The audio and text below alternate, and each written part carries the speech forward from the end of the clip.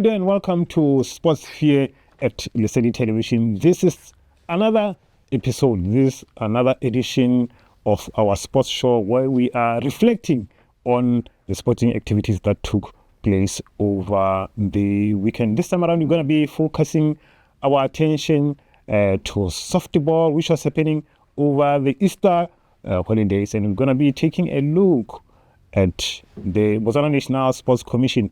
They're having a camp of Rebabona. We're going to break it down together with Rob. He's here. And finally, we're going to be touching base on football. We're going to talk a bit about the late Tshepo Motlhabankwe, and eventually we're going to be closing with the Premier League results that happened over, in the last week here in Botswana, the FNB Premiership to be in particular.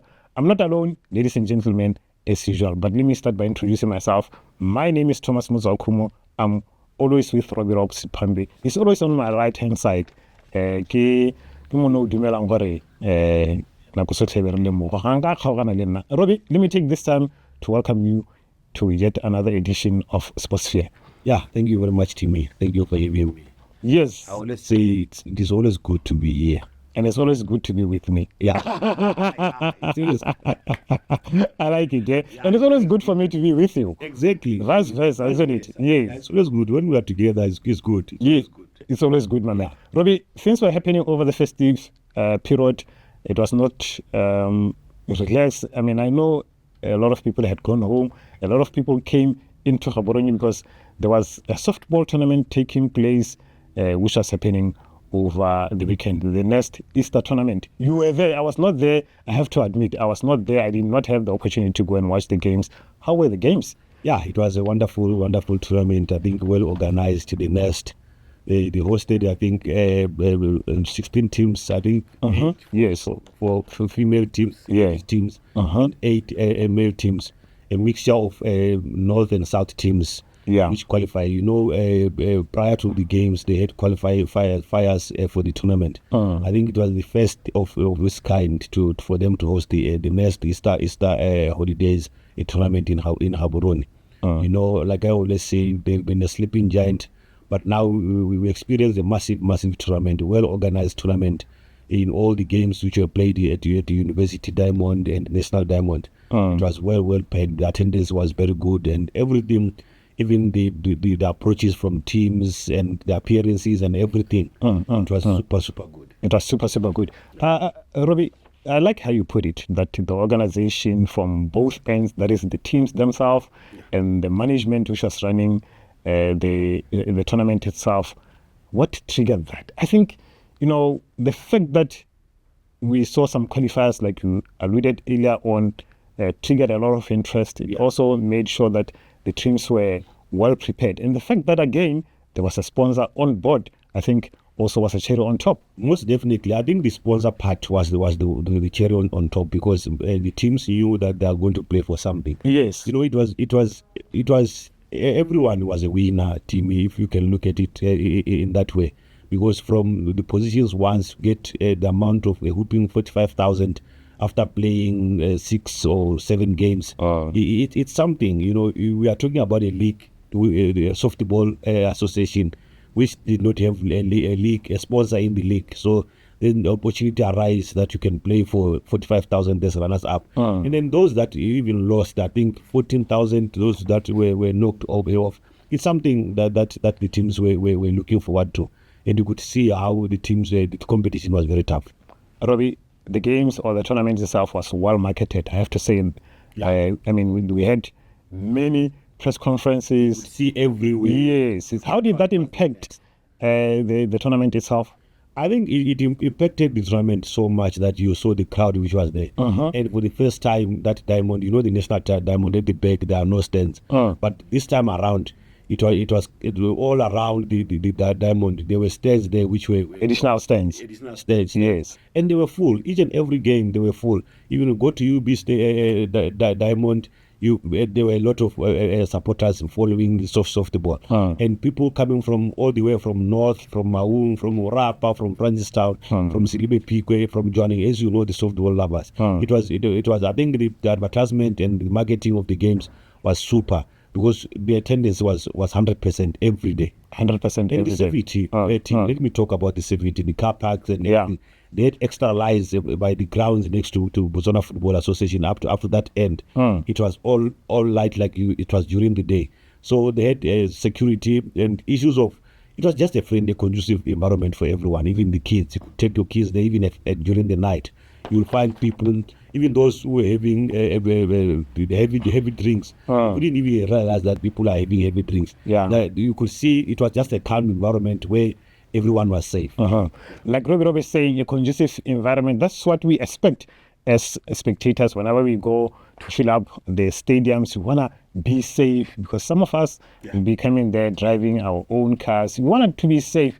And Robbie, there were there were 4 groups. Because there were 16 teams, we had 2 groups of women's teams. We had 2 groups of men's team. In Group A, we had Karas, BDF, Wales and Scramblers. Group B, we had Ghetto Yankees, we had Police, we had Vikings, we had Titans. That is on the ladies' side. On the men's side, also 8 teams divided into 2 Group X and Group Y. We had under Group Y, we had, in fact, the Group X, we had Kgatalamoto Comets, BDF, Karas was also there. We had Real Giants, we had Police, Rebels, and Wales. They did not come or qualify by fluke. How was the quality of play?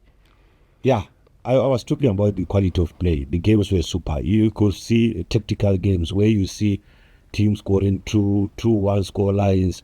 I think most of the team, we only saw, I think, one game going to 11-2 or like that. But when I say the approach was very tactical and the games were there was quality. There was too much competition. We couldn't see the high margin score lines. That shows the amount of competition that was there. Robbie, we saw at the end, because there were 3 stages of in fact 4 stages of the tournament, from the quarterfinals to the semifinals, group stage to the quarterfinals to the semifinals and then the final. We saw Police women on the women's side edging Titans and winning, becoming the champion. On the men's side, we saw Kgatalamoto beating Wales on the men's side. It was in apex of the game. It was, a blockbuster. Yeah, let me start with Titans. Another time in our show, I mentioned something about Titans and how they were developed and how they structured. You remember, Titans is a team that is sponsored by the Gaborone United owner, Zakem, yes. Yeah. He's the one who sponsored that team. I was with him when we were watching the games. Titans is the hard nut to break when you look at them, how they have a very good coach, well-established coach in Dizo. Yeah. And they are very tactical. So on another day, they could have won the game. But Police showed that they are very powerful. And they were also offensively, Police they were there. Because they will hit the balls so hard that the Titans cannot defend. But it was a very good game to watch. And any team could have won at any time. Yeah. And then when you come to main, you talk about your Wales and Kgatalamoto, the joining teams. So the other time I was talking about joining, turning itself into a sports hub. You can see there's no sporting code that you can mention and without mentioning the name joining town in. So we saw ourselves watching for the first time Wales and Kgatalamoto in the final on this first inauguration. It was a battle of diamonds, and Kgatalamoto emerged victorious, and they showed that they were very strong in terms of offensively. They have got very offensive players. We saw Wales succumbing to them. Yeah, definitely. Battle of the Diamond Town in joining between Wales and Kgatalamoto. Wales beaten by Kgatalamoto at the final. The Wales, they became the men's champion and they took home 45,000. Yeah. As for women, Police beating Titans, like I said earlier on, ladies and gentlemen, they walked away with 45,000. Total sponsorship by Nest 26 was 362,000. Something that we really see a commendable effort by the company itself, and also we should appreciate the management or the ESCO of Botswana Football Association. To go for Kaborre, Mukukumane, Bomme, Tshelamisi Molete, and the other guys were Romeo Tshelamisi. These are the guys Babalento. Yeah, it was very good, well organized tournament, like I was saying. Even the officiating, we experienced the one of our own, Abel Matabo, who officiated in the World Cups. Yes, so yes. Different World Cups of softball. So we experienced a good quality or well organized tournament, and we speak up to the administration, the people you have been mentioning. I think they've done very well. Definitely. Big up to the champions, and well done to the executive committee of Botswana Softball Association for organizing such a big and attractive tournament. We're looking forward to the year 2027, that it might come back again, depending on whether the two parties will move forward together. It's a commendable effort. We're going for a short commercial break. When we come back, we're going to be taking a look at what is happening in Francistown. Botswana National Sports Commission has some camp there which is taking place there. We're going to be talking to you about it.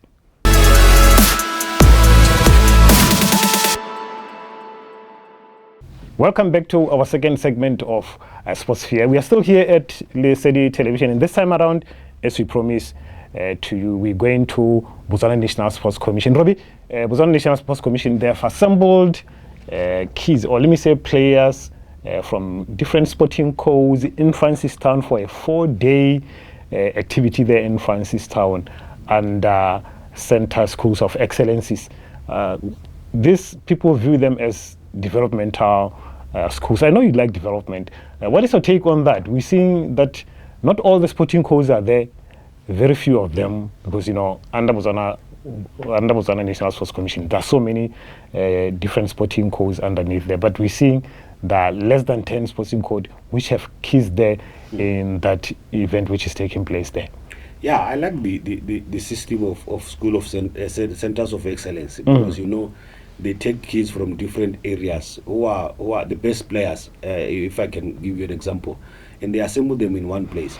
But it is a very good initiative when you talk about your development and continuity of athletes or players, whatever you can call it. But it doesn't cover a lot of areas in the country. So it's a very good initiative which the Botswana National Commission, I think they're doing, they're on their mind, they're doing what they're supposed to do. But they are leaving out a lot of talent around the country, as it could have been covered by the presence of school sports. In the absence of school sports, yes, this kind of initiative, they are very good, but they're leaving a lot of talent behind because there's no school sports. And when you talk of centers of excellence, we're talking about the best players. And then when you look at the player pathway, eventually I think we are developing these players to be in the national team and maybe eventually sign professional contracts outside the country. So my worry is these kids at schools or centers of excellence, they're not exposed to international level. They need to be exposed to international level. Rather, instead of taking them to Francistown, which is a good thing, you should take them outside the country and then they go and play with other kids from other countries, and they feel how they to represent their country in an international environment, because we are developing them eventually to be selected in the national teams. So we need to also, as we are giving them techniques, skills, and teaching them and all the likes, we should expose them to the international competition. They should start knowing to compete internationally at a young age, so that when they get to senior national teams, they don't get or national teams, junior national teams or senior national teams, they don't get goosebumps or stage frights and everything. So we are preparing them for that. I think that is the part that is lacking. So you have the feeling that what we see happening at Botswana Tennis Association is exactly what we are suggesting. Yes. We see a lot of youth players and table tennis, and table tennis as well. They're on scholarships. Yes. Almost all the players that represent Botswana at international competitions, even at local competitions here at home, almost all of them, they're not in Botswana, they're based outside the country. They're based outside the country. When you talk of your junior teams in Botswana, you're under 15, you're under 17, you're under 20, you're under 23s. These are the players that we need to do. Eventually, they're going to be competing. Your Olympics, your Commonwealth Games, and all the likes at their youth level before they enter into the elite when they play for the senior national team. So the exposure should be also, as we develop them, the technique and everything, the mental, physical, and everything. The part that you also need to develop it, having exposure to international games. Robbie, there are very few sporting codes that we see in Francistown under this arrangement today. Yes. What is happening to other sporting codes? Yeah, that's my worry again. That's my worry, because when you talk about what is under the Botswana National Sports Commission, they select a few sporting codes, but how many sporting codes are there that are not represented in the centers of excellence. So we still have a lot of work to do. I think it's a matter of resources, finding resources for this kind of a program, because our saying is not just an occasion and once-off thing. When you talk about development, it's a process. It should be continuous. It's a cycle that keeps on moving. So how do you move it and leave other sporting codes behind? The the Olympic sports code. There's so many different Olympic sports codes. Not all the kids can be in athletics. Yeah. Not all of them can do softball or volleyball. Or netball or boxing. Or boxing. Some kids they are doing karate. Some are doing swimming. When are we going to see such kind of things introduced? So those centers of excellence introduced in swimming, in chess, in all the likes. Robbie, I'm interested in this part. I always want to see the difference, the dimension, or the impact that this kind of arrangement is putting into sport. Are we seeing any difference? Can we maybe, at the top of our head, mention some of the players that the country has benefited from this kind of center, school of excellences? Yeah, I think we have examples of football, school of excellences. I can mention more particularly in the national team, women's national team. They went through that. The goalkeeper was playing outside the country. They are from school of excellency. They were tradition. When you go to athletics, these guys went to school of excellence. At the other time, they were based in Good Hope. Or in Good Hope, there was Tshepo Motlhabankwe is coaching. They were one at that center. There are a few players, athletes that you can mention. They are also in softball. There are many of them in ladies team and both the senior national team and the men senior national team. You find them there because softball has long started that in Good Hope, in Masunga, and in the Gaborone area. There are a few of them. So we only find a few percentage of those in the national team. Most definitely. So the results are very slow because maybe it's lack of resources. Yeah, because we need to evaluate to see if we are getting the results that we are aiming, that we want. Are we going to be seeing, earlier on you spoke about players, maybe a pathway into your national teams, and even signing professional contracts. This is something that we should sit down and say, is this working for us? Yeah, the results are very slow. I think they are not coming as we anticipated. But when you go back to the times when school sports was running, you will see a lot of athletes coming from junior, the BOPSA, that the association that is BISA or BOPSA, yes, and then the BISA, which is for senior secondary schools and junior secondary schools, and then your BOTESA, which is elite. Most of the players in BOTESA are elite. When you look back in that area, we had a lot of players in the national team coming from all these structures, but for centers of excellency, only a few. We agree, ladies and gentlemen at home, that yes, we need our center school of excellencies. We need them. They're there for sharpening the talent, the skills of our players, but we cannot do without school sports. We really need to have a lot of them in the mainstream. We're just hoping that eventually the government and those stakeholders involved, they will reach a consensus such that school sports is back and the country can benefit big time in terms of talent, which is out there. We know that we have a lot of talent in BW. We really need to be more diverse when it comes to sporting code. We are well known in athletics. We are lagging behind in football, softball, netball. We are deteriorating. We need to have this ongoing. We're going for a short commercial break. When we come back, we're going to be going straight into football.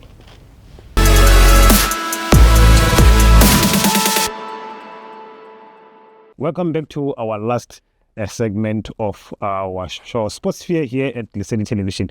We now focusing our attention into football, and over the weekend, in fact on Sunday, we received as a nation the bad news that one of our former players in Tshepo Motlhabankwe has passed on, and different feelings, obviously, as somebody who was well known in the circles of football. It became a bad taste in our mouth. Robbie, it's bad. I mean, we received the bad news. He's no more. He's going to be buried over the weekend. What a player he was. Yeah, we lost a hero, lost a legend, someone who fought for the country and the clubs that he played for. As you can remember, Toki played for Extension Gunners, he played for Township Rollers, he played for Muchudi Center Chiefs, all these big teams, and he won some things. And he also played for the national team. Yeah. The Zebras, he was one of the teams that qualified for the AFCON 2012. He was amongst the players who were playing in that tournament. So may his soul rest in peace. And he was a coach now. Yeah. He was my colleague when we were doing our KFC license. We were in the same class when we were doing what a humble guy, a guy who always liked people to be left him. So we have lost someone who liked to develop, because Toki was working liked working with youth players, development, and liked coaching in those Division 2s and Division 1 teams. As you know, he was a coach at River Grass at some point, and then now he was just coaching the team at his home village, the real Dihawana team. He was the coach there. So he was someone who was learning about to coach. Was about to coach, and we lost, and everyone, I think, even the football community, they lost a legend. A legend in him. Some of the people are saying, according to them, is the best right back that this country has ever had. No doubt. Absolutely, you agree with that? No doubt. When I think of all the right backs that I've watched since 90s, when I started understanding about football, Atogi is on top of every right back I've experienced. Yeah. Hardworking, yeah. Very disciplined in playing in games, and you could read the game. You're somebody who like to win every time. Yeah. His career started at Southern Pirates in Kanye. He went to Extension Gunners. Remember, when you are at Lopsec, you are mostly likely to be attached to Extension Gunners. He went to Extension Gunners. From Extension Gunners, he went to Muchudi Center Chiefs, like you were saying earlier on. From Muchudi Center Chiefs, he joined, I think it's Gilport Lions. Yeah, Gilport Lions. Yes. And Angelica. From Gilport Lions, he went to Township Rollers, where he won 4 leagues with Township Rollers. And they also, remember, went to play in the last 16 of the CAF Champions League. Yeah, very true. He did very well in all the teams that he played. You can remember that team that was untouchable with Center Chiefs as well. He won the league without losing a single game. Yeah. So Toki was a player where every team wanted him in this team. And then he was called up for the national team. By I think it's Vasco. When they I remember when they were playing a friendly game against their team, and Toki was playing very well. And Vasco said, this boy is not going back to Gaborone. He's not going back to Lobasa. He's remaining here. They're going to pick his luggage and join the national team. Definitely. A very, very well-disciplined player. I was very close to him, Toki. We used to talk together. I stayed in Lobasa. We are coming from the southern part of the country, me and him. We are very close to one another. A very disciplined player. We've never had of a bad attitude, bad character by him. At any club that he played for.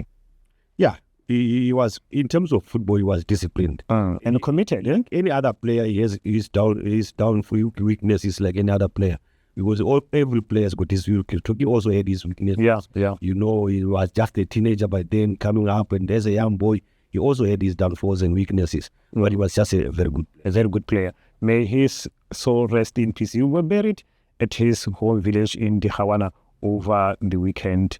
It's just about, I think it's less than 20 kilometers from Lobasa. He will be buried there. May his soul rest in peace. Now we're moving into our FNB Premiership week number 25, where we saw the results rolling up. Like I always say, it's becoming hot in the kitchens. Only 5 games left for the champions to be crowned. But we can see that Gaborone United, some of them are already calling them champions select, seem to be running away with it. Interesting results. You know, we have experienced the first loss from Musuti Center Chiefs coach, new coach, the Spanish coach.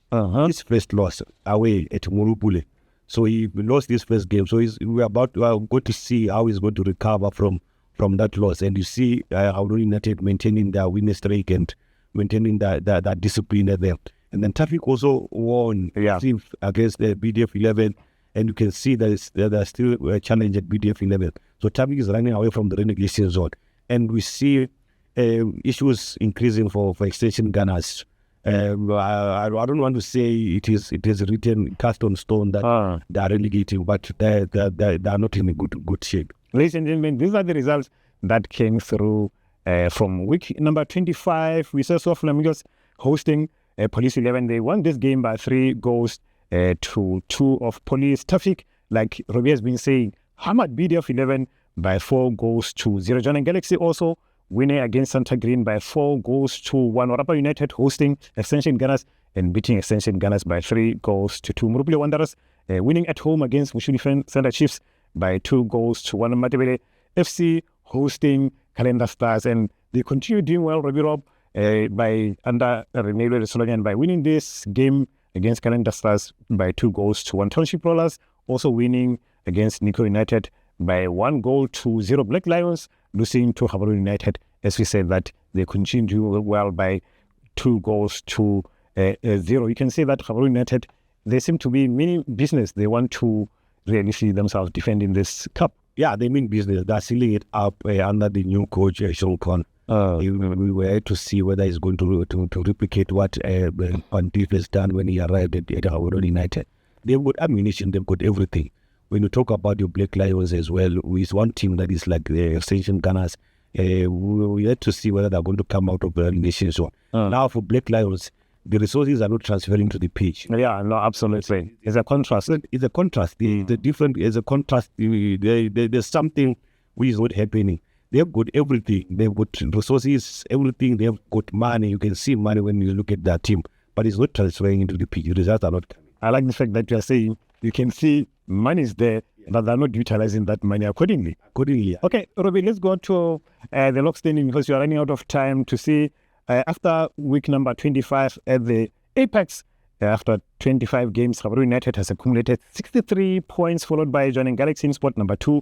They have played 24 games, which means they've got 1 game in hand. They've accumulated 50 points. And in position number 3, we have Muchuli Center Chiefs. They've accumulated 50 points after 25 games. Position number 4, so Flamingos, after playing 25 games, they've accumulated 46 points. And spot number 5, we have Orapa United. After playing 25 games, 40 points they've accumulated. And at the bottom, the last 3, Extension Gunners in position number 14, 19 points. Spot number 15, we have Calendar Stars, 18 points, 16. At the bottom there is Santa Green, and they've accumulated only 18 points. It's becoming hot indication. I always say that. Yeah, it's becoming hot. There are 3 backers that you are experiencing in the log that you just mentioned. The backer at the top, Galaxy, we are yet to see whether they are going to catch Gaborone United. 5 league games that are remaining. And then we also have the backer of top 8. Teams want themselves to see themselves in the top 8 because if you are in top 8, you get better money there. The others are fighting relegation, who is remaining in the FNB Premiership. Definitely. That's how we. That's what all right we had for you, ladies and gentlemen, for today's edition of Sport Sphere. We taking this time to thank you for having been part of this edition. Robbie, limiting this time, to thank you. We're going to be meeting again in our next edition, isn't it? Yeah. You'll be here. Thank you so much. You'll be here. Yeah, I'll be here. Definitely. Ladies and gentlemen, we're bringing our show to the end. Like I said, we thank you for having been part of this show. My name is Thomas Motsewakhumo. We're going to see you next time.